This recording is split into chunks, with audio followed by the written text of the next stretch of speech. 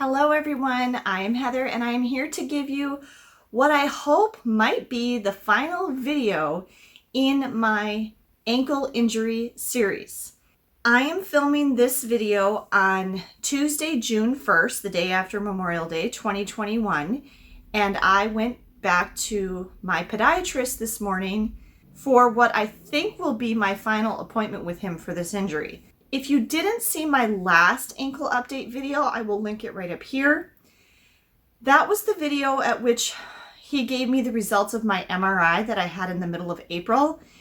And at that appointment, he told me that I had to come back in 6 weeks, which was the appointment I had today. And at that appointment, he would be doing some tests on my ankle, manipulating it and things and determining whether or not I needed to have surgery. During the 6 weeks between these two appointments, I went through a whole roller coaster of emotions. It was kind of agony for me actually to have to wait that extra 6 weeks because I went back and forth multiple times between thinking that I was definitely going to need surgery and thinking that I was definitely not going to need surgery, or that I was going to tell him that whether he thought I needed it or not, I was not going to have surgery. The first 2 weeks after that appointment, I really felt like my ankle was getting worse. And I was actually very concerned, and I was almost positive I was going to need to have surgery.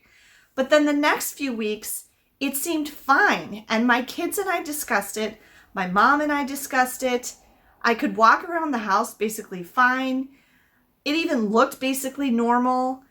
And I even made an appointment with my primary care physician to talk with her about it because I just felt so unsure about everything. And I was kind of had some issues with what had happened with the foot and ankle doctor up until that point.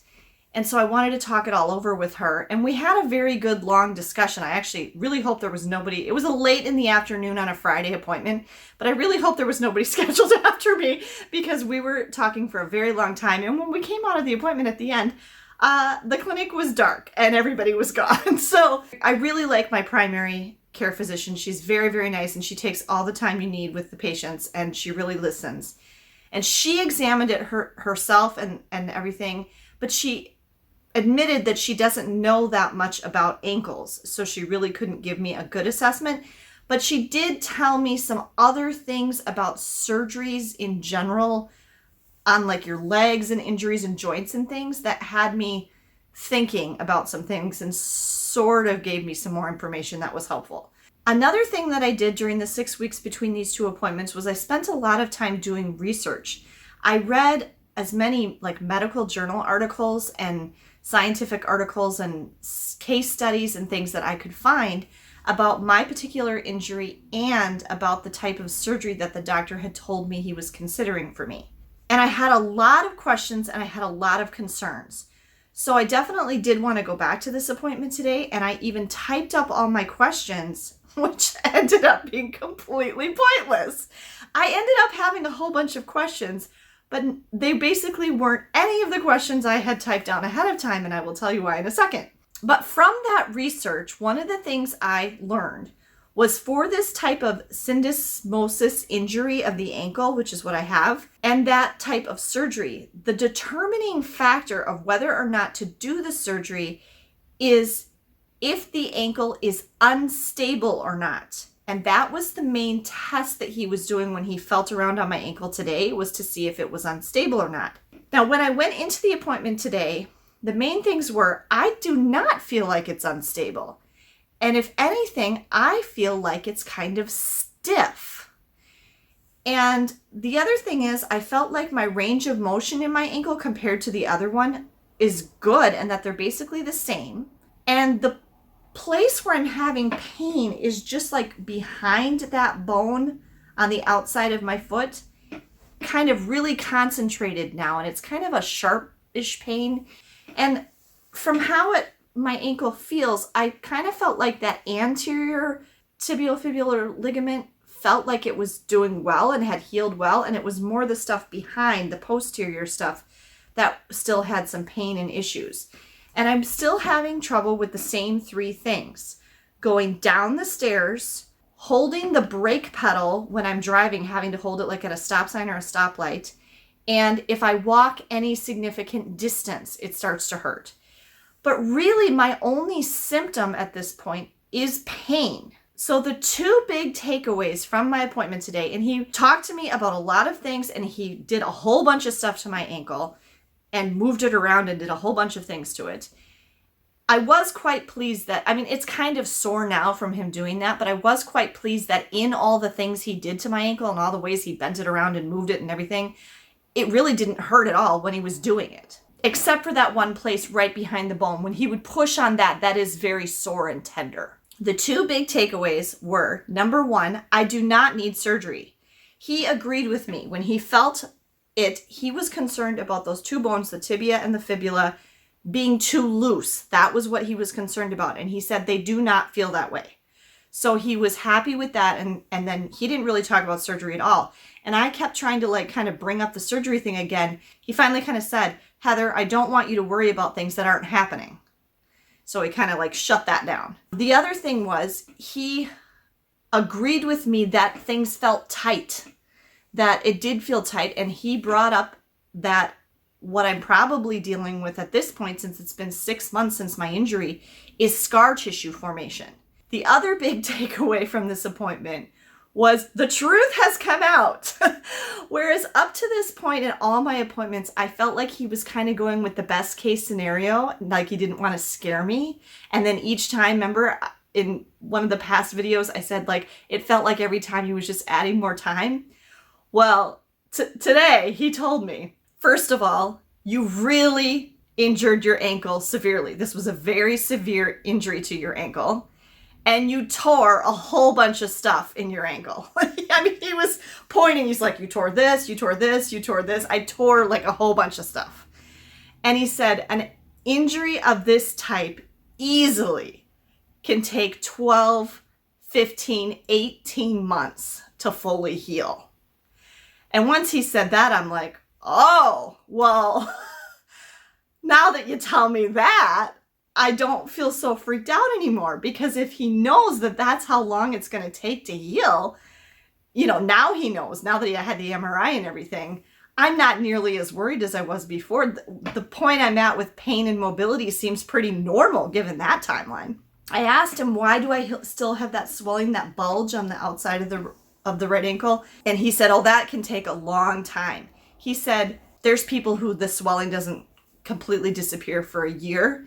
And then he actually said, that might always look like that, or that may never go back to looking the way it did before, or something like that. He said something like it might be that way forever.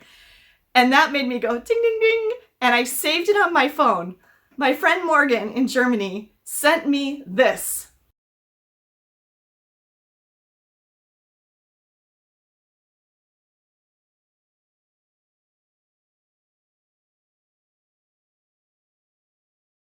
And I said, I gotta show you this. I showed it to my primary care physician and she got a good chuckle out of it. And I'm like, oh my gosh, this is perfect. And I showed it to him. And he's a pretty serious guy, but he looked at it and he read it and he goes, so even he thought it was funny.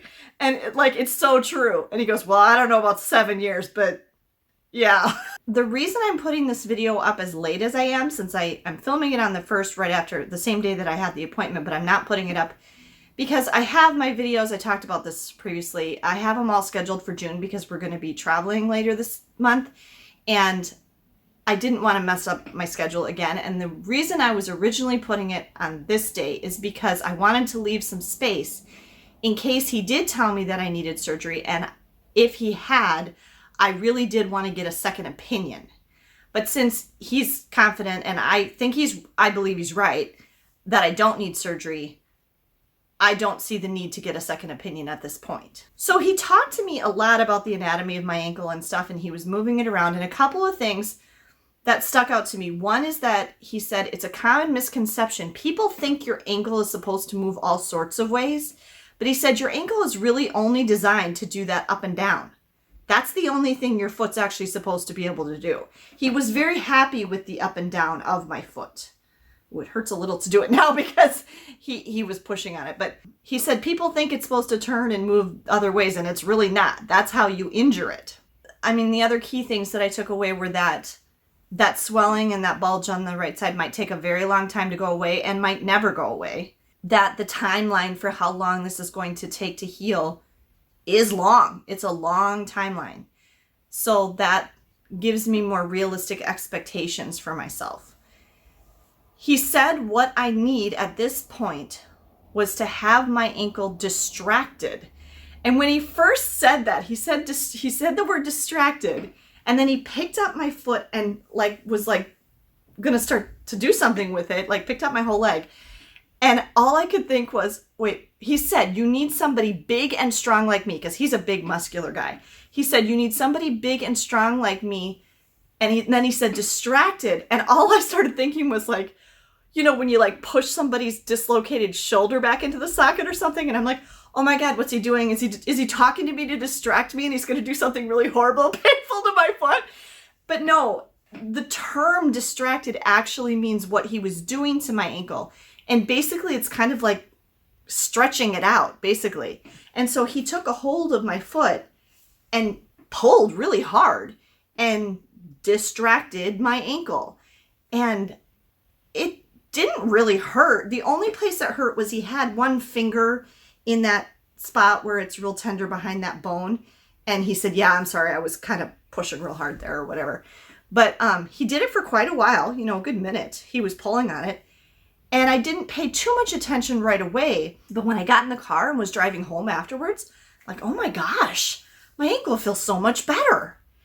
And so I didn't completely understand what the deal was with that, but I think some of it is the scar tissue. And then he was talking again about that capsule, the capsule around the ligament, and doing that somehow helps with something with that. Is there anything I should be doing or could be doing to help make this better? And what should I definitely not be doing? Those were the things that I asked him. And he said, we need to do that 5 times a day. One thing I forgot to ask him was how long, 5 times a day for how many days, or how long should I be doing that? I'm not sure if the kids will be strong enough to do it. I mean, I'll have them try, but I said, is it possible for me to do it to myself? And he said, yes, you could get one of those elastic bands and kind of tie it around your foot. And he said, and then the easiest thing would be if you could tie it to an elevated pole or something and then just lay down, because then gravity and my own weight would pull it the way I need to. And he said, so I want you to do that. And he said, if it isn't helping, and again, yeah, he forgot to give me a timeline. He didn't say how long. I might have to call and follow up on that. But he said, if you're not able to do that, or if it isn't making a big difference, then call. He just said call, and we'll send you to physical therapy and they can do it. And that seemed to be the only thing he thought I needed. He did tell me, I told him, holding the brake pedal, and he said, no, that makes perfect sense. And he said, it has to do with the way my foot is positioned when I'm pushing the brake pedal. And he said, he wasn't concerned about it. He just explained, that makes sense that it hurts when you do that. And I asked him about going down the stairs. And I said, should I be forcing myself? I said, I can go down every other foot, but it really, really hurts. I said, should I be forcing myself to go down and just kind of get through the pain? And he said, no, if it hurts, do what you've been doing. Either go down right foot first, or he said, you can even walk down sideways. That might feel better too. And I said, okay. The only thing he told me I should not do, that I need to avoid, is I cannot run. He said he might be considering surgery for me if I was a runner. But because I'm not a runner, he's not worried. I got the impression that he was saying it's going to heal eventually in its own time. And my family doctor also said that. She kind of said, people in sports will have these surgeries right away because they want to get back to their sport. And I said that to him too. And he's like, yes, definitely, that's what it is. But she said, she used the example of someone tearing their meniscus in the knee. And she said, athletes will want to get back to their sport right away. And so we'll do the surgery. But she said, if what you really want is to have a long, healthy relationship with your joint, you really don't want to have surgery, because the human body is going to heal itself much better than we would do with the surgery, is kind of what she was saying. And that seemed like kind of what he was saying too, that this is going to heal, over time. But if you were some kind of athlete, or if you wanted to run or something like that, then the surgery would be more pressing. But because your ankle is not unstable And because you don't need to run or do anything like that, we're just going to leave it alone. And except for the stretching thing, he said that's the only thing we really need to do. So he said no running and don't do any like high impact activities. And that totally makes sense to me, because even just thinking about like jumping rope or something like that sounds like it would be so painful to me right now. So I am excited and happy and optimistic. I mean, maybe I'll have to end up going to physical therapy. We'll have to see how the kids can do with stretching that out for me, or if I can do it myself at home. Otherwise, I'm very relieved I don't need surgery. I'm glad to know, trusting my body and kind of listening to my body, that I was right, that it doesn't feel unstable. It did feel stiff. I was right about that. And having scar tissue in there, 6 months after the injury makes a lot of sense. So that is where I'm at. If anything significant changes, or if I do end up going to physical therapy, I might make another video, or maybe I'll make a video like 1 year after the injury or 1 year after this appointment and let you know how I'm doing. Am I able to walk farther distances without pain? Things like that. I really hope that this series that I did on my ankle injury is helpful to you. This was a very unusual injury. He even seemed surprised at how much I damaged my right ankle. I know he didn't think it was that bad at the beginning. Oh, that reminds me. One more thing he said. He said he would have rather I totally broke the ankle. And he said like the fracture that I had was an avulsion fracture in both of them. And he said on the right side I actually like pulled out a piece of bone. But he said, I would rather someone actually like break their leg bone like completely. He said, and then we just go in and do the surgery right away, put in the plate and the screws and all that. He said, that's so much easier than having to deal with an injury like mine. He says an injury like mine is actually way worse because you can't really fix it. That is where I'm at. Thank you for all your support, all your comments. Everybody, especially at the beginning, a lot of people gave me comments. And a lot of people said at the beginning, when I got injured, when I injured my ankle like this, or this, it took a lot longer than that. I really do think that the estimates that I was getting at the very beginning were way too optimistic. And that makes sense given that until after I had the MRI, nobody really knew what we were dealing with my right ankle. If you enjoyed or appreciated this video, please be sure to give me a thumbs up down below. Please be sure that you're subscribed. Even if I don't do any more videos on my ankle injury, I hope that you'll take the time to look at some of my other content on my channel. The main focus of my channel is travel. And if you enjoy that type of content, please be sure that you're subscribed so you don't miss any upcoming videos. Have a great day, everyone, and safe travels.